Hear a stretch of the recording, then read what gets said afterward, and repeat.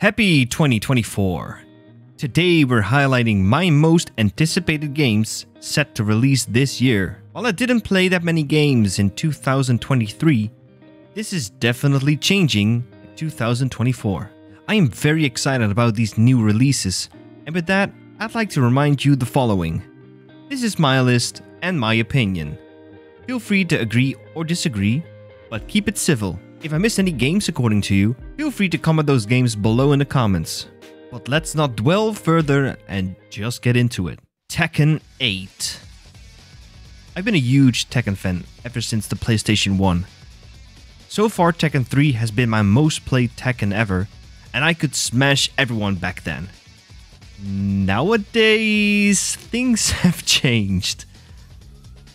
I do hope Tekken 8 brings back the arcade mode from earlier games, and not bring these lengthy, boring storylines no one really cares about. Plot in my fighting game? Get out of here. No one plays Tekken 8 for the story. It hasn't made sense in the past, and no one is looking for a new game to retcon that.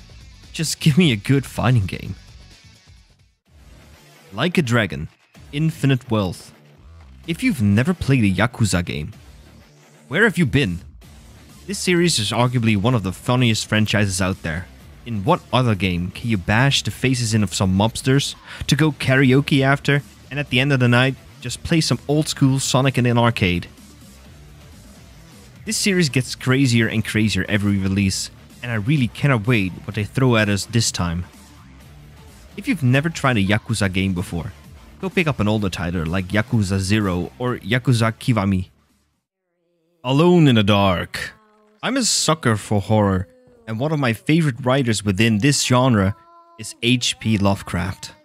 So when I heard that the original Alone in the Dark from 1992 is getting a new reimagined release made by the writers from Amnesia and Soma, my head started spinning. I was like, shut up and take my money! It's time to open up the Necronomicon and set our foot back into the twisted world of Lovecraft.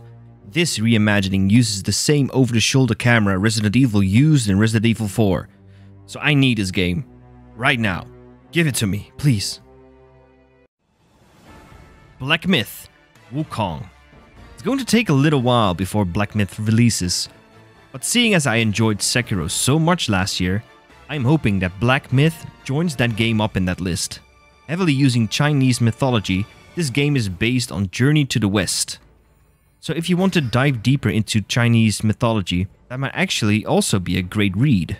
You know, perhaps I'll give it a shot myself. It's set to release in August, so you have enough time to prepare yourself before this new Souls-like will hit the shelves. Druge Simulator 2. If you think that every list of me has a strange inclusion, you are absolutely correct. I've spent a few hundred hours completing Druge Simulator 1 last year, and even got early access to the new one.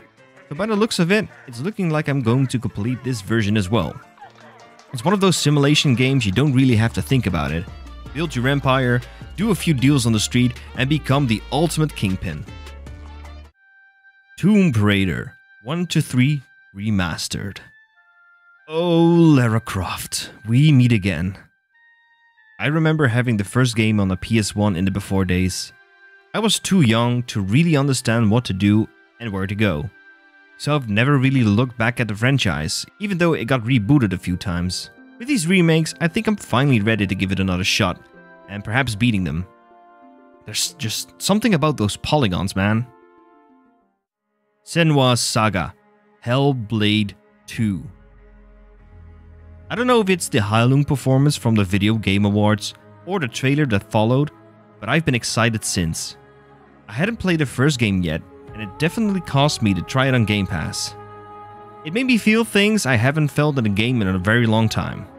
I finished it in one sitting, and I've been yearning for more. Luckily, I don't have to wait that long. If the sequel is looking anywhere close, this is going to be an absolute banger. Definitely picking up the sequel at release. Elden Ring, Shadow of the Erdtree. Even though this is a DLC, leaving it out of this list will be a crime of its own.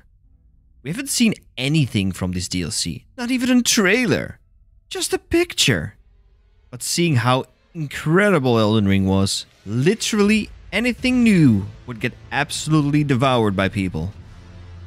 Elden Ring was my first ever Souls-like that I played, and it still contains my favorite boss fight of all time.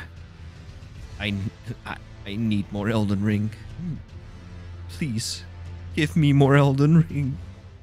So what do you think about this list? Any of these games strike your interest? Any of these games you want to pick up? Please share with me your thoughts. Or share with me any games I missed here. 2024 is looking amazing, and we're going to have an absolute blast playing through it. Thank you for being here. I'm Jova. See you later.